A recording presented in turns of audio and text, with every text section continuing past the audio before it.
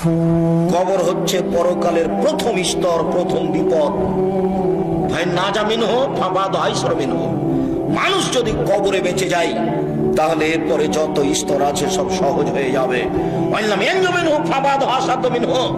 মানুষ যদি কবরে বাঁচতে না পারে তাহলে এরপরে যত স্তর আছে সব আরো কঠিন ও জটিল হয়ে যাবে।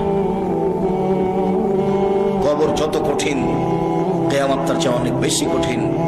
কিয়ামত যত কঠিন, জাহান্নাম তার চেয়ে অনেক অনেক অনেক বেশি কঠিন। কি দিয়ে বুঝায় আপনাকে আমি কবর কত কঠিন?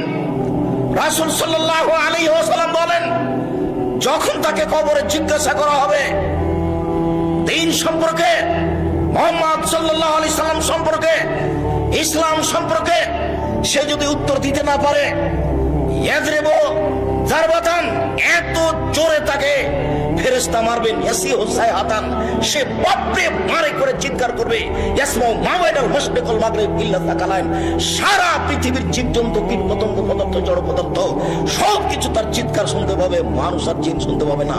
এখান থেকে 50,000 কোটি কিলোমিটার দূরে যে বস্তু আছে সেও শুনতে পাচ্ছে এই কবরের চিৎকার। সে কত জোরে চিৎকার করছে আপনাকে আমি বুঝাতে অক্ষম।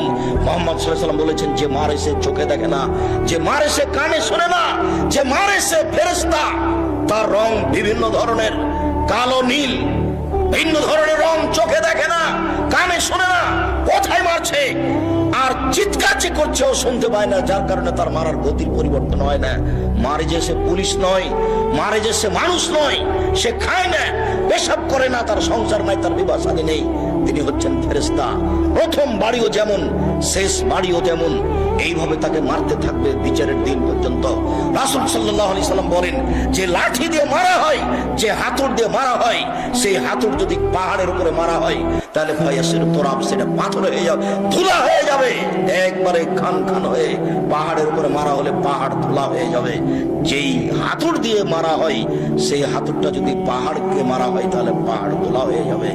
মুহাম্মদ সাল্লাল্লাহু আলাইহি সাল্লাম এইভাবে বলেন। কি দিয়ে বুঝায় আপনাকে আমি কবর কত কঠিন? এখানে চিৎকার করছে, তার কণ্ঠ, তার শব্দ শুনতে পাচ্ছে 50,000 কোটি কিলোমিটার দূরে।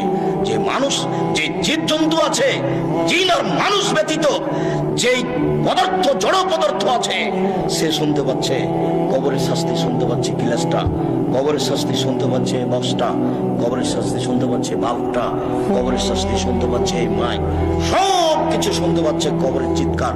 কিন্তু মানুষ এবং জিন শুনতে পায় না, শুনতে পাইলে সে বাঁচত না। আপনাকে আমি বুঝাতে পারি কবর কি জিনিস। রাসূল সাল্লাল্লাহু আলাইহি সাল্লাম দিন রাত কবরের শাস্তি থেকে বাঁচতে চাইতেন।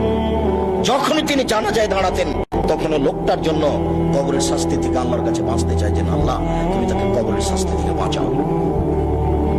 সম্মানিত দিনী ভাই বোন, বাড়ির পিছন দিকে যে 2 হাত 2.5 হাত গর্ত করে কবর করা হয়েছে, তার নাম কবর নয়। সেটাই যদি কবর হতো তাহলে